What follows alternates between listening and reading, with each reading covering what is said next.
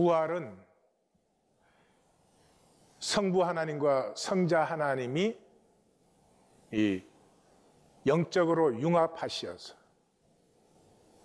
예수님이 십자가에 못 박히실 때 그 아버지의 뜻에 온전히 하나가 되신 거죠. 그 융합의 이 역사와 비밀이 나타난 것이 부활입니다. 원자핵의 융합은 핵융합 그럴 때 원자의 핵, 그러니까 양자와 양자가 이게 융합되는 건데 이건 융합이 될 수 없어요. 왜냐 그러면 이 청력이 있어가지고 이 원자핵은 다 플러스니까요. 플러스는 플러스를 물리치게 돼 있죠. 근데 이게 엄청난 고온으로 올라가면 뭐 1억 도씨 이렇게 상상을 초월하죠. 그렇게 고온이 되면은 이 청력보다 핵 가운데 있는 중력이 더 강해집니다. 그래서 하나가 되는 거죠. 이 비밀은 영적 세계도 똑같습니다. 우리가 예수님을 영접했다 그럴 때 예수님이 우리에게 들어오셔서 우리와 하나가 됩니다. 이거 성경 공부해가지고 말로 고백했다고 그렇게 되면 얼마나 좋을지 모르지만 그건 또 가치도 아무것도 없겠죠. 엄청난 고온에서 가슴이 뜨거워지는 엄청난 고온에서 하나가 돼요. 하나가 된 다음에는 그걸 막을 것이 세상에 없는 것이죠. 톨스토이 고백록을 우리가 좀 보겠는데요. 이 19세기 표현이라서 잘 알아들으시지 못할 수도 있어요. 근데 이런 내용이 나와요. 이 19세기 러시아는 기독교 나라예요. 모두가 기독교인이고 모두가 기독교 생활하고 모두가 교회 다니고 그러는데요. 그런 사회에서 내가 말씀대로 한번 살아보고 싶다. 말씀의 그 선하심을 살아보고 싶다 그러면 다들 야야야 왜 미친 짓을 하려고 그래? 말씀대로 사는 사람이 세상에 어디 있어? 이런 이제 반응을 받고요. 아, 내가 열심히 해서 성공하고 성취하고 뭐 이렇게 훌륭한 사람이 되겠다 이러면 막 그 말 속에 야망과 음욕과 온갖 그 인간 욕심은 사실은 다 감추져 있는데 아, 그렇지, 그래야지, 그게 훌륭한 일이야 이렇게 격려를 하는 거죠. 그래서 그 문화 속에서 살고 나서 고백록을 51세 때 씁니다. 살고 나서 보니까 그동안에 내 자신이 저지르지 않은 죄는 없다. 우리예요, 우리. 우리는 우리 죄를 잘 인식을 못하는데 이따 왜 그런지 아마 보실 거예요. 여기를 꼭 만나셔야 돼요. 내가 저지르지 않은 죄는 이 세상에 없다. 이 세상에 있는 죄라면 내가 다 지었다. 그런데 사람들이 톨스토이를 보고 칭찬하고 비교적 참 도덕적으로 이렇게 선하게 사는 사람이라고 그렇게 얘기를 하는 거예요. 거기에서 이 기독교 신앙의 그 역겨움, 그 당시에는 이제 성공한다는 것은 전부 글 쓰는 사람이 되는 거예요. 19세기니까. 소위 글 쓰는 사람들과 그 자신의 그 역겨움. 자기가 평생에 해온 것은 자기와 자기 가족이 더 낫게 살려고, 더 잘 살려고 한 것밖에 없어요. 그래서 모든 것이 거래와 계산이었어요. 목적은 딱 두 가지예요. 돈 많이 벌고 칭찬 많이 듣고. 그것을 믿음이라고 한 것이죠. 오로지 자기와 자기 가정 더 낫게 만드는,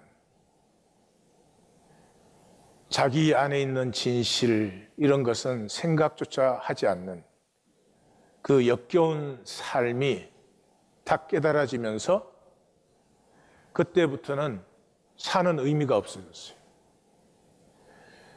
나와 내 가족을 더 잘 살게 만들어야 돼, 그거였는데 그게 모든 게 거짓이고 허무고 끝에 가면 달라지는 것도 없고, 그게 이제 들어오면서 더 낫게 해서 이제는 어떻게 하면 이 삶에서 벗어날 수 있는가.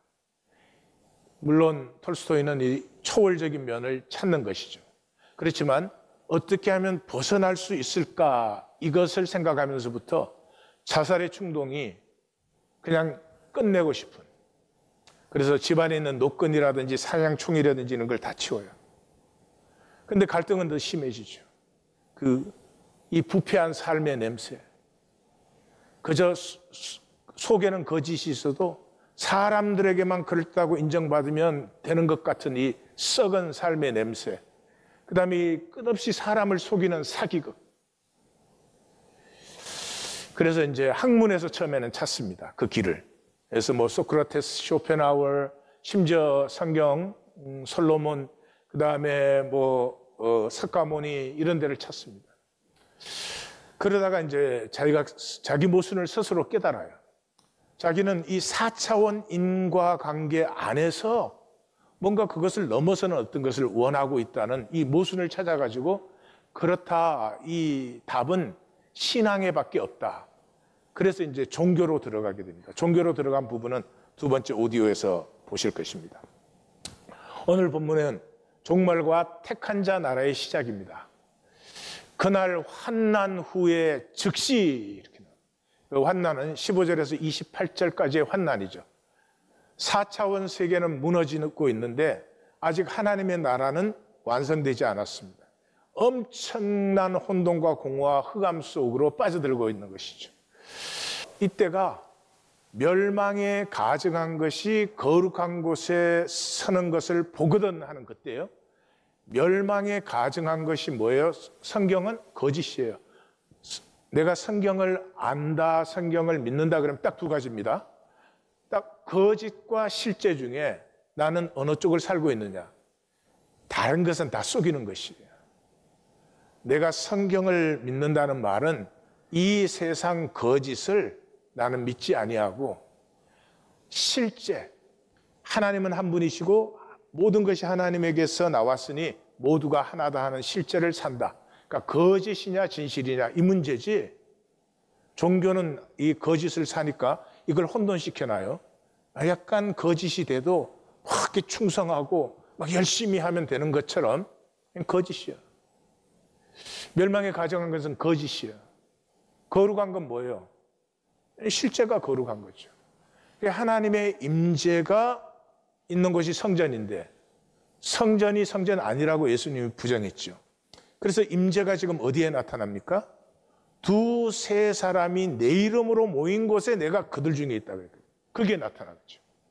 그러니까 이 임재 의식이 전 세계 전반적으로 번져요.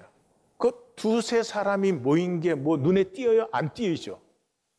그렇지만 이 의식이 전 세계적으로 이게 번지면서 사탄은 알죠. 위기의식을 느낍니다. 그래서 사탄이 자기가 하나님 흉내를 냅니다. 죽었던 것처럼 했다가 나아요. 4차원 세계에는 부활이 없죠. 그러니까 부활할 수는 없으니까 부활 흉내를 내요. 그것을 통해서 용에게 경배하도록 만든다. 이렇게 되어 있죠. 그래서 여기서 보면은 이 거짓의 특징이, 거짓은 저희가 거짓인 줄 알아요. 둘째, 근데 그 거짓을 돌이키지 않아요. 끝까지 정당화시켜요. 끝까지 가리려고 해요. 그러니까 그 길을 가시면 안 돼요. 그 길을 가시면 안 돼요. 이유가 무엇이 되었든지. 그래서 종말은 소외시킨 하나님이 현현하시는 거예요. 언제부터 소외됐어요? 창세기 3장부터. 4차원 세계는 하나님을 소외시켰기 때문에 가능해요. 그래서 영성훈련 중에 제일 어려운 게 임재훈련이에요. 임재훈련 한번 해보세요. 임재라는 게 지금 하나님 나하고 같이 계시는 거거든요. 그걸 느끼시면은 일단 생각부터 어려워요. 생각부터.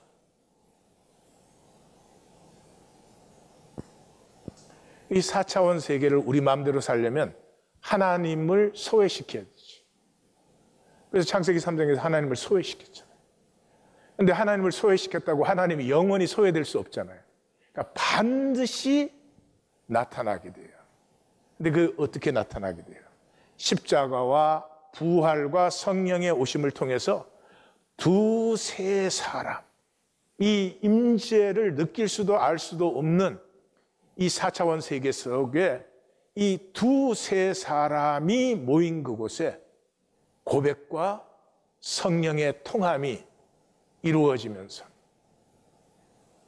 그렇게 하나님의 그 부정할 수 없는 임재가 나타나게 되는 거죠. 그게 종말이에요. 그게 종말이에요.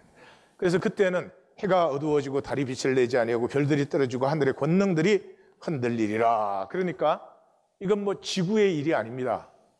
온 우주, 창조 세계 전체가 새로워져요. 사람에게 다스림의 권세를 줬거든요. 그래서 사람이 거짓에 속아서 사탄의 가치를, 거짓을 숭배하고 너보다 내가 잘 돼야 되는 걸 숭배하고 우리 같이 살자가 아니고 사천세계 전부 그런 걸로 되어 있어요. 왜 좋다 나쁘다가 아니라 그냥 그 세계를 우리는 살고 숭배하고 그 세계가 전부인 것처럼 하는 것이죠. 그것을 중심으로 이 인간의식을 중심으로 만유가 신음하고 있다고 성경에 되어 있어요. 그래서 사람에게서 하나님의 임재가 나타나면서 온 우주가 새로워져요. 이 거짓 원리가 끝나고 온 우주의 말씀 원리가 이제 완성이 되는 거죠. 그것을 가장 잘 표현하신 분이 사도 바울이에요. 로마서 8장이 성경의 핵심 중에 핵심 부분이거든요. 거기에서 전 우주의 역사를 이렇게 표현해요. 피조물이 고대하는 바는 하나님의 아들들이 나타나는 것이, 그러니까 택한 자들이 나타나기를 바라요. 택한 자가 10명 있어도 그 10명 때문에 온 우주가 새로워져요. 그래서 피조물이 허무한 데 굴복하는 것은 자기 뜻이 아니에요. 피조물은 죄를 지은 적이 없어요. 피조물에게는 선택권, 다스림의 권세가 없어요. 그래서 내가 죄를 지을 것이냐, 순종, 그냥 피조물이 허무한 데 굴복하는 것은 오직 굴복하게 하시는 이로 말미암습니다. 이게 이중 의미예요. 누가 굴복하게 해요? 사탄이 속여서. 근데 속이는 사탄을 허락한 것이 하나님의 섭리죠. 왜냐 그러면 거짓 속에서만 진실이 피어날 수 있으니까. 거짓이 없으면 뭐 내가 진실되다. 아무런 의미가 없죠. 그래서 사탄의 거짓을 허락하심으로 말미암아 그 거짓 속에서 진실과 자원함, 통전의 양면이에요. 진실과 자원함으로 하나님과 하나 되기를 선택하는 그 사람들을 통해서 이 온 우주에 말씀이 운행 역사하시면서 좋았더라 심히 좋았더라가 완성되게 되는 것이죠. 그래서 바라는 것은 이 피조 세계 전체가 바라는 것은 피조물도 썩어짐의 종로로 탄 데서 해방되어 하나님의 자녀들의 영광의 자유, 그냥 자유라고 하겠어요. 창조된 하나하나가 하나님이 창조하신 그 영광으로 충만해지는, 나는 나로 충만해질 때 너를 너로 기뻐하고 뼈 중에 뼈, 살 중에 살로 받을 수가 있죠. 그때 인자의 징조가 하늘에서 보이겠고, 성경을 그냥 4차원의 얘기로 듣는 사람, 하늘에서 십자가 나타난다 이런 사람이 굉장히 많아요. 아니 뭐 무한 차원의 십자가 형상이 어디 있나요? 예수님이 설명하시잖아요. 그때 인자의 징조가 나타났는데 그 인자의 징조가 그때에 두 번 봐요. 그때에 땅의 모든 족속들이 통곡해요. 땅의 족속으로 끝나시면 안 돼요. 이제는 예수님이 오시면서 하늘과 땅이 통하기 시작했어요. 본질에서 피어나는 나의 현상을 누려야지 내 진실 아무 상관없이 그냥 사람들에게 보이는 것만 그럴듯하게 보이면 이제는 그 거짓에서는 정말 톨스토이 같은 갈등을 느끼셔야 되는 것이에요. 땅은 통곡해요. 왜요? 인자가 구름을 타고 능력과 큰 영광으로 오는 것을 보기 때문에. 초림 때는 안 볼 사람은 안 봤어요. 재림 때는 피할 수 있거나 안 볼 수 있는 그런 게 아니죠. 그냥 본질계 전체가 전 우주에 원하는 것이죠. 임하는 거죠. 그래서 무한 차원의 본질계가 완성되면서 현상계가 파멸돼요. 그때 큰 나팔 소리와 함께 천사들을 보내어, 나팔은 항상 새로운 시작이죠. 택한 자들을 통해서 열리는 영원한 새로움이 열리는 것이 종말이에요. 그러니까 택한 자에게는 항상 바라던 것이 주여 어느 때까지이니까 요한계시록의 택한 자들의 기도 바라는 것이죠. 그래서 그들이 그의 택하신 천사들이 그의 택하신 자들을 하늘 이 끝에서 저 끝까지 사방에서 모으리라. 그러니까 이 사건은 지구적인 사건이 아닙니다. 전 우주에 펼쳐지는 택한 자들을 통해서 전 우주가 새로워지는 것이죠. 이 종말의 결론 말씀에 택하심을 입지 못한 자의 언급이 없죠. 종말까지, 환난까지 하나님께서는 지옥을 언급하면서 바깥 어두운 곳에서 슬피 울며 이를 갈리라 이런 말씀까지 하면서 돌아오라고 부르셨죠. 근데 종말이 딱 시작되면은 하나님의 의식에는 택하심을 못 받은 자는 없습니다. 하나님의 의식에는 거짓이 존재할 수 없습니다. 거짓은 일루전이에요. 망상이에요. 이 하나님의 모든 세계가 완성될 때 망상의 자리가 없어요. 하나님과도 완전히 단절된 상태에서 영원히 그 자기로 있는 것이 영원히 그 자기로 있어요. 하나님과 단절됐는데 다른 사람하고는 연결되나요? 현상계에는 가족이라도 있었죠. 그긴 가족도 없어요. 탕자의 비유를 보시면 아버지가 큰아들에게 마지막 순간까지 권고해요. 야, 내게 다 네 것 아니냐? 네 동생은 죽었다가 살아난 것이고 잃었다가 다시 찾았는데 어떻게 그렇게 화를 내고 기뻐하지 않을 수가 있느냐? 그렇게 권고를 해요. 그런데 잔치자리에 들어갈 때는 큰아들에게 더 이상 권고가 없어요. 권고할 수가 없는 거지. 저는 이 24장을 묵상하면서 그 큰아들 아무리 그렇다고 그래도 아버지가 데리고 들어가야 되는 거 아니야? 그래서 제가 상당히 기쁨을 느꼈어요. 하나님보다 내가 더 괜찮은 아빠다 이러고. 근데 24장에서 풀렸어요. 종말 직전까지 그렇게 안타깝게 권고해요. 종말이 딱 임했을 때는 현상 세계의 거짓이 사라질 때는 하나님의 의식 속에 거짓은 더 이상 없어요. 그래서 이미 마태복음에는 2번이나 말씀하셨어요. 그때 24장의 그때죠. 내가 그들에게 밝히 말하되 내가 너희를 도무지 알지 못하니. 하나님 의식 속에는 완전히 단절된 자들이에요. 불법을 행하는 자들. 불법은 내 마음대로 사는 거지. 재밌는 건 우리는요, 내 마음대로 해요. 근데 내 마음대로 안 되어도 그 자리에서 또 내 마음대로 해요. 이 혈육은 내 마음대로 외에는 다른 길은 없어요. 내게서 떠나가라. 또 택함을 받지 못한 자들에게 이르시되 저주를 받은 자들아. 택함을 받는 것이 복이고 택함을 받지 못하는 것이 저주입니다.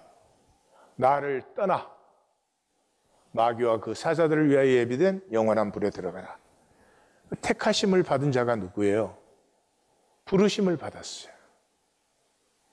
부르심은 모두가 부르심을 받았어요.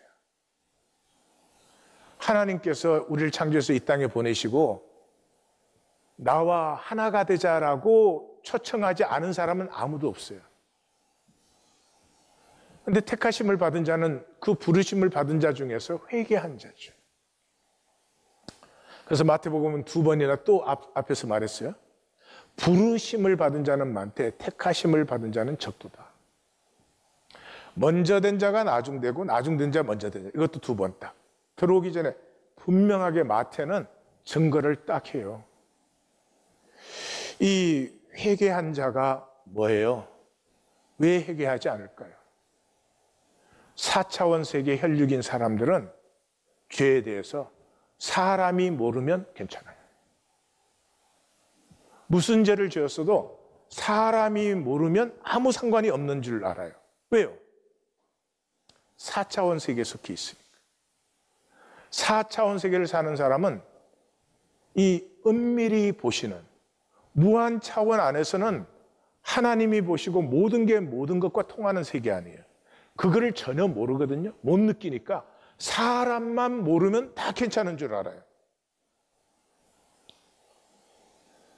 그런데 하나님은 부인할 수 없으니까 어떻게 해요? 하나님을 개념과 생각으로만 하나님을 인정해요. 개념과 생각에는 회개할 수 있는 능력이 없어요. 아마 이번 고난주간에 우리 모두 회개하십시다. 그러니까 많이들 금식도 하시고 회개하려고 노력하셨을 거예요. 회개하려고 하신 분은 혈육은 회개가 없구나 하는 걸 만나셨을 것이에요. 그러면 회개 열쇠를 받으신 거예요. 이제는 하나님의 시간이 이르면 돼요. 나는 회개할 수 없는 존재다. 하나님이 내 가슴을 쳐야 되는구나. 그 시간이 디알레고마이의 시간이에요. 디알레고마이는 주님의 그 뜨거운 가슴이 내 가슴에 전도되어서, 선교 전도할 때 전도가 아니라 열 전도, 전도 대류 복사, 이렇게 주님의 뜨거운 가슴이 나에게 닿아서 내 가슴이 뜨거워진 상태. 뜨거워졌다는 게 뭐예요? 에너지 레벨이 확 올라간 거예요. 이때 4차원의 현상 세계에 대해서 내가 죽어요. 이걸 회개라고 하는 거예요. 그래서 설교 듣기, 평생 설교 들어서 뭐가 바뀌어요? 그 설교 안에서 하나님의 음성을 들어야지. 성경 읽기가 글자 읽기야. 글자 읽고 거기에다 의미 막 멋있게 갖다 붙일수록 뭐 사람들은 난리가 나지. 아니요, 그 글자 안에 있는 하나님의 가슴을 만나는 거죠. 그래서 이 구원의 실체를 만나면 희생의 코이노니아가 이루어져요. 이 4차원 세계에서는 불가능할 뿐만 아니라 이 희생 그러면 손해보는 거. 왜 손해를 봐? 그렇죠. 4차원 세계에 왜 손해를 볼 이유가 어디에 있어요? 코이노니아? 남편과 아내도 하나가 안 되는 판에 뭘 누구하고 지금 하나가 되는 게 이 말이 안 되는 거죠. 우리 행위를 보면은 두 가지 행위가 있죠. 겉행위가 있어요.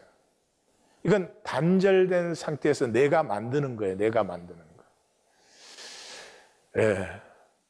거. 4차원 뿐이죠.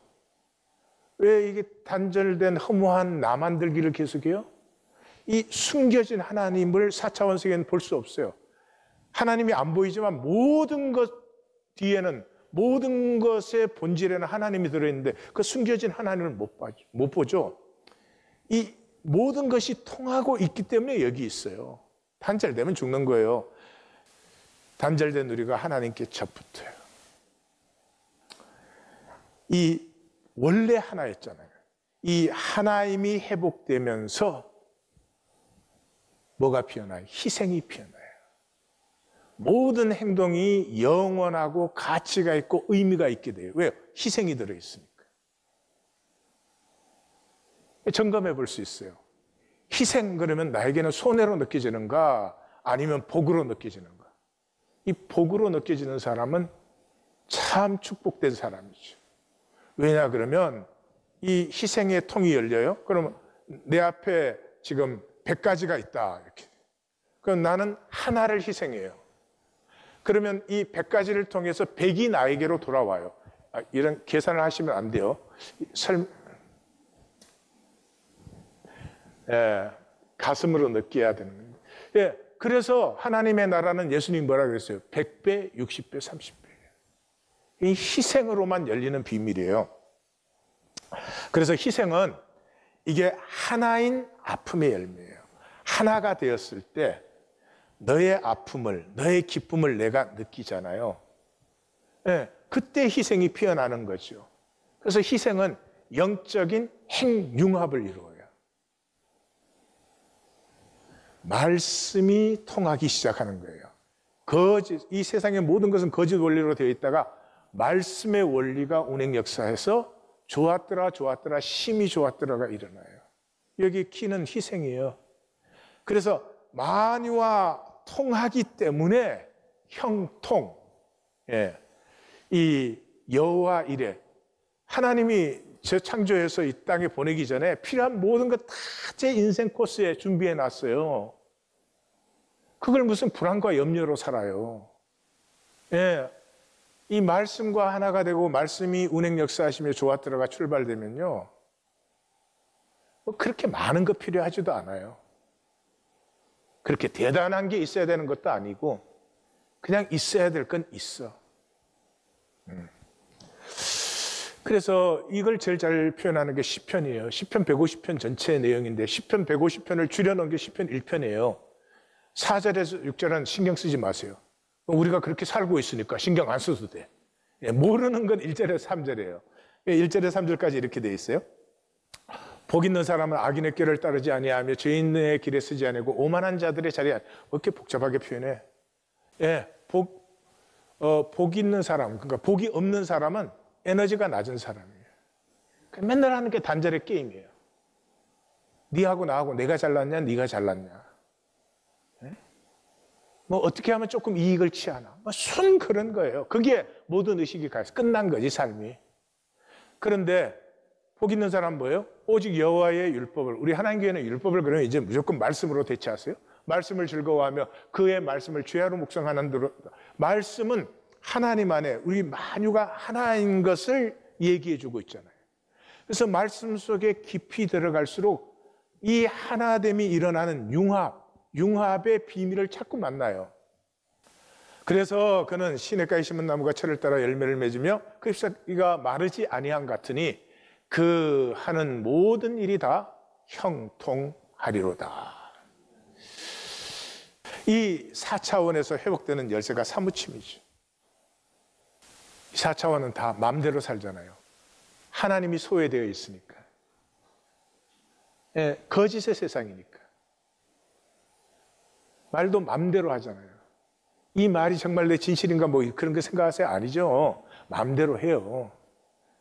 근데 마음대로 했는데 행복이 없잖아요. 솔로몬이 고맙죠. 뭐. 예루살렘에 있었던 어떤 사람들보다 나는 더 성공했고 더 크게 이루었고, 그러나 그 후에 본즉 무엇이 유익한고 다 헛되어 바람을 잡으려는 것이라. 헛되고 헛되며 헛되고 헛되니 모든 것이 헛되다. 무슨 말이에요? 우리 사람 안에는 숭고함이 있잖아요. 하나님 형상의 숭고함이 있잖아요. 이거 어떻게 돈으로 바꾸겠어요? 우리 사람 안에는 진, 선, 미가 있잖아요. 뭐 현상적인 걸 뭐 잡고 있으면 뭐예요? 결국 또 놓을 건데. 실제로 있은 것도 아니고 없는 것도 아니에요. 그냥 이 4차원 의식 속에서 뭔가 잡고 있는 것 같고 또 놓는 것 같을 뿐이지. 근데 내 안에 있는 이 우주보다 더 귀한 이 숭고함, 이 귀함은 한번 살아보지도 피워보지도 못해. 이 가슴 깨어짐에서 우리가 4차원을 넘어설 수 있지. 4차원 의식으로 욕심 부리고 뭐 거기다 뭐 좋은 거라니까 하나 더 그것도 있으면 좋겠네. 이렇게로는 구원은, 하나님의 무한차원은, 하나님의 임재는 우리에게 열리지 않아요. 이 단절의 거짓에서 모든 저주가 임하는 거예요. 근데 단절은 불가능하잖아요. 단절은 실제가 아니에요. 실제는 하나님 안에서, 아무리 우리가 하나님을 소외시켰어도 실제는 하나님 안에서 모든 게 지금 통하니까 이게 유지되고 있는 것이지, 딱 단절됐다 그러면 끝나는 거예요. 지구가 태양에 단절됐다, 그 즉시로 끝나죠. 그러니까 이 거짓으로만 가능한 이 마귀의 통치 속에 우리가 살아요. 그래서 평생이 보이게 해요. 현상의 나를 좀 만들어서 보이려고. 그래서 뭐 이렇게 소유도 좀 해야 되고 차도 그럴듯한 걸 타야 되고 그러지 않아요? 뭐 집도 그럴듯해야 되고 직업도 그럴듯해야 되고 보람 있게 일하면 되지 뭐 짧은 생에. 그래서 이 마귀의 이 술법이 그냥 계속 지금 몇천 년을 통하는 거 아니에요. 내가 만약 하나님의 아들이거든. 그 하나님이 나를 만드셨지 누가 나를 만드셨어요? 내 아버지가 하나님 외에 누가 있어요? 근데 내가 만일 하나님의 아들이었든 이 가정법이 있죠. 그러면 돌로 떡을 만들고 천사가 수종을 받아야 되고 만국의 영광을 가져야 돼.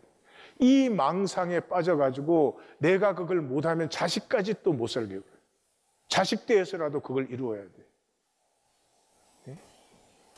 그래서 이 역설이 나타났어요. 이 4차원세계는 역설적이에요.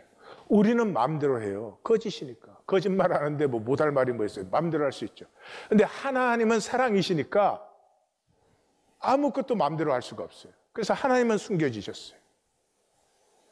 그래서 이스라엘의 멸망을 예언할 때 이사야 선지자가 너희는 하나님이 숨겨졌다고 하나님 없는 줄 알지? 그래서 너네 마음대로 하지? 그걸 2번이나 말씀하시잖아요.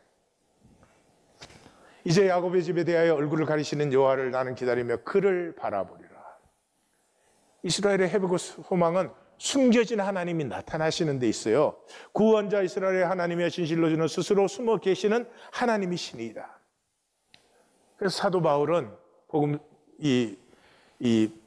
복음의 말씀을 적으면서 시작이 그거 아니에요. 마음대로 하는데 하나님이 내버려 두시는 거죠. 왜요?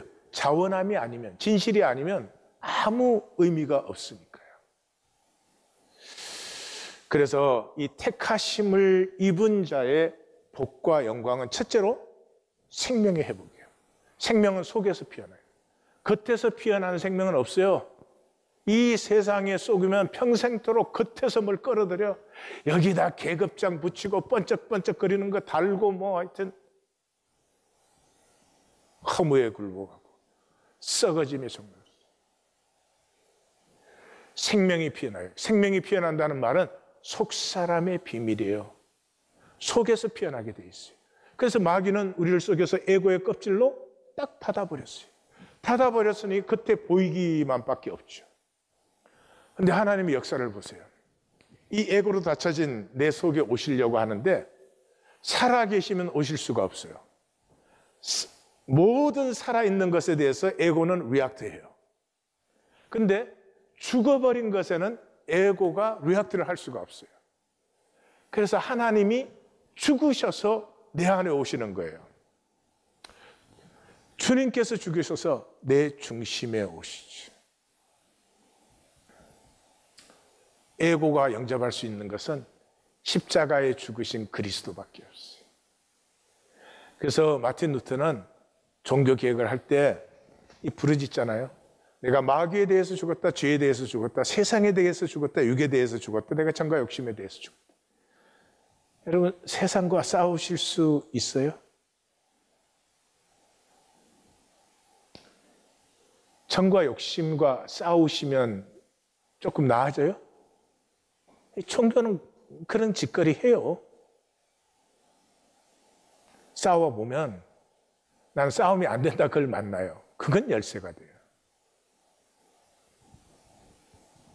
마귀에 대해서 죽는 순간에 십자가에 죽으신 그리스도에게 내가 풍김받아서 마귀에 대해서 죽는 순간에 마귀는 나에 대한 모든 권세를 잃어버려요.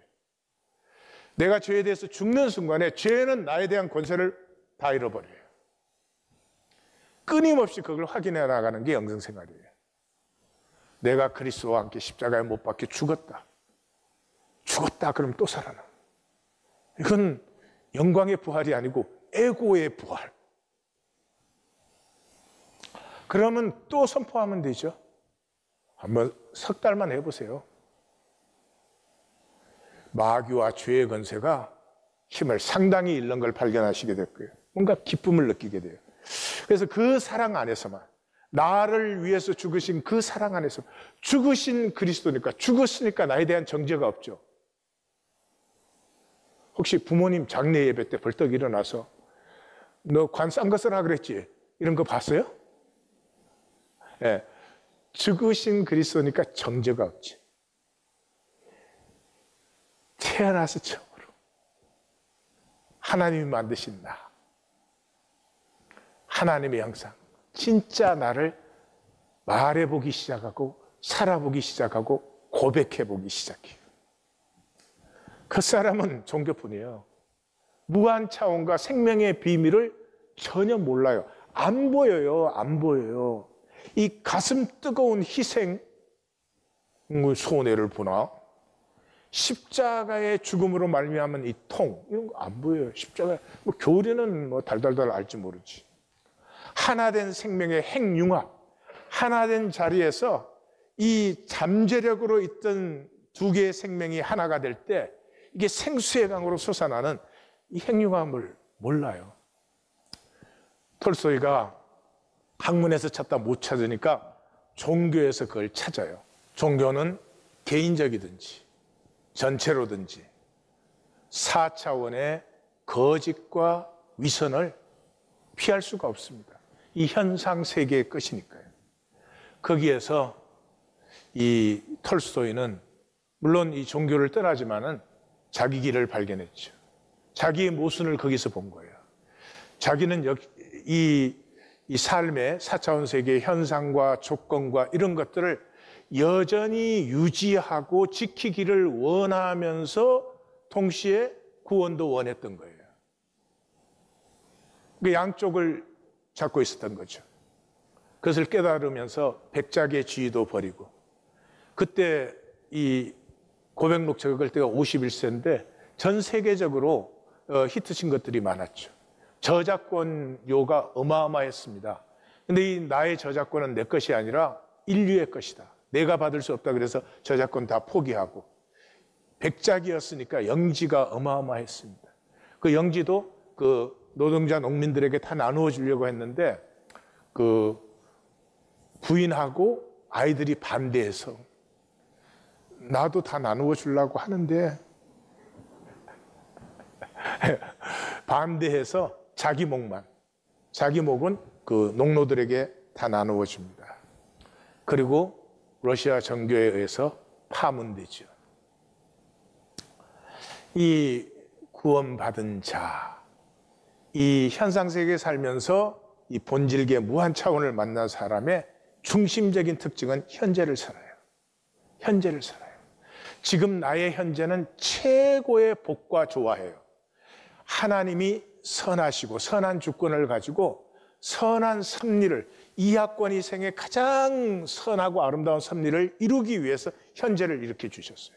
이 현재가 조금이라도 부족하다면 하나님이 거짓이든지 하나님이 무능력하든지, 아니에요. 하나님이 훨씬 더 좋은 현재를 줄 수 있지만 내 그릇 때문에, 내 그릇만큼 정확한 섭리로 나를 지금을 내가 누리면은 다음 순간을 하나님 섭리대로 누리고 이렇게 되는데, 4차원의 사람은 지금 나는 안 돼. 지금 나는 부족한 게 많고 이게 뭐 내 마음에 드는 게 아무것도 없지. 내 마음대로 된 것이 아무것도 없죠. 그래서 현재를 다 폐해버려요. 이 마귀의 아주 술수죠. 그래서 내 마음대로 사는 사람은 자기의 복을 자기가 폐하고 있어요. 그러니까 시간이 흘러가면 점점 더 분명해져요. 현재 내 마음대로 돼야 되는 것 때문에 말씀의 원리와 그 섭리를 나 스스로 다 막아버리는 것이죠. 이 현재를 사는 사람의 특징은 열정이에요. 살고 싶은 게 있어요. 마지막 순간까지 달려갈 길이 있어요. 이 열정이 오는 것이 디알레고마이예요. 십자가의 하나님의 뜨거운 가슴이 내 가슴에 전도된 것이죠. 하나님이 바울을 1차 전도 여행 때 연습을 한번 시키시고 2차 전도 여행 때부터 교회가 세워지는 본격적인 자리에다 집어넣습니다. 바울이 그러죠. 내가 사람의 말과 지혜로 하지 아니하고 십자가에 못 박힌 그리스도만을 알고 그리스도만을 전하기를 원한다. 이 바울이 겸손한 표현하거나 그런 거 아닙니다. 드디어 만난 거예요. 무슨 설득하고 논리하는 것이 아니고 그 십자가의 주님이 자기에게 뜨거운 가슴으로 다가왔을 때 이 가슴이 나누어지는 곳에 교회가 세워지는 것이지 자기가 가르쳐서 교회가 세워지는 것이 아니죠. 이걸 아주 멋지게 표현하는 것이 엠마오로 가는 두 제자죠. 부활하신 주님이 함께 하는데 안 보여요. 왜요? 아직 4차원 뿐이니까. 근데 이분들은 모든 정보와 지식을 자세히 알고 있어요. 그런데 아무것도 못 봐. 그런데 그 똑같은 정보와 지식을 주님께서 자세히 설명해 줘요. 이거 우리의 표현이에요. 우리의 가슴에 와 닿도록 가슴으로 전해줘요. 그래서 그 주님의 뜨거운 가슴이 닿았을 때 뜨거워졌어요. 근데 뜨거워졌을 때는 뜨거워진 줄을 몰랐어요. 예. 가슴이 뜨거워질 때가 있어요. 그걸로 끝나요. 왜요? 생명의 통이 일어나지 않았으니까지. 그래서 이 실제가 나타나면은 원하는 게 있어요. 함께 하기를 원해요. 남편과 아내 사이라 할지라도 서로의 실제를 만나면은 그때부터 함께 하고 싶어요. 그 함께 하는 건 같이 사는 게 아니에요. 그렇다고 이혼하라는 건 또 아니에요. 정말 걱정돼. 너가 내 안에, 내가 너 안에. 이게 이루어진단 말이죠. 그래서 이 사도 공동체를 시작한 120문도의 얘기에는 함께가 계속 나오는 게 그 얘기예요. 그래서 그들이 함께하는 자리에서 뭐를 하라고 주님이 그랬어요? 떡과 잔을 나누라고 했어요. 예, 떡과 잔을 나누라고 했어요. 이 떡과 잔이 나누어질 때 뜨거워진 가슴이 비로소 서로에게 통하면서 뜨거워졌다는 걸 아는 거죠. 1820셀은 세상을 이기는 핵융합이에요. 사람의 최고의 복이 뭐예요? 누구가 됐든지 뜨거운 가슴으로 하나 되는 거예요. 예. 하다못해 취미생활을 해도 뜨거운 가슴으로 하나 된 관계는 복이에요. 그래서 떡과 잔이 뭐예요? 떡은 내 몸을 주님과 우리가 하나가 된 것이죠. 잔은 뭐예요? 내 피로 세우는 새 언약이니 너와 내 안에 같은 피가 운행하고 있어요. 통하고 있어요. 우리가 한 몸이라는 거죠. 그 성경에 표현할 때는 떡을 떼신다 이렇게만 표현할 때가 많아요. 그때 잔은 안 마셨다 이렇게 생각하면 참 곤란한 거예요. 예. 떡과 잔을 나누었다라고 설명하는 거를 그냥 떡을 떼었다, 떡을 먹었다 이렇게 하는 거예요. 통이 일어나면서 우리의 삶의 열정이 이제는 생명 에너지로 생수의 강으로 솟아나기 시작하는 것이죠. 그래서 1820셀은 우리 교회 생활하는데 이런 프로그램 한번 해보자 그런 것이 아닙니다. 이 4차원 세계에서 본질 세계의 좋았다를 한번 우리 누리십시다. 우리 속사람이 피어나는 이 형통, 속사람이 피어나면 하나님의 섭리를 누리기 시작해요. 생명의 영광의 자유, 하나님의 형상을 가지고 창조되어서 하나님의 다스림의 권세까지 위임받았는데 언제까지 종노릇하고 살아요? 언제까지 허무에 굴복하고 썩어짐의 종노릇을 할 거예요? 못 살아도 좋으니까 못 살아도 한번 말씀을 향해서 일어나 걷기는 해야 되잖아요. 아닙니까? 1820셀은 우리는 만 15년을 줄기차게 여기를 위해서 달려왔습니다. 말씀에 대해서 얘기하는 거 끝내고 이제는 말씀을 사는 자리로 함께 나아가십시다.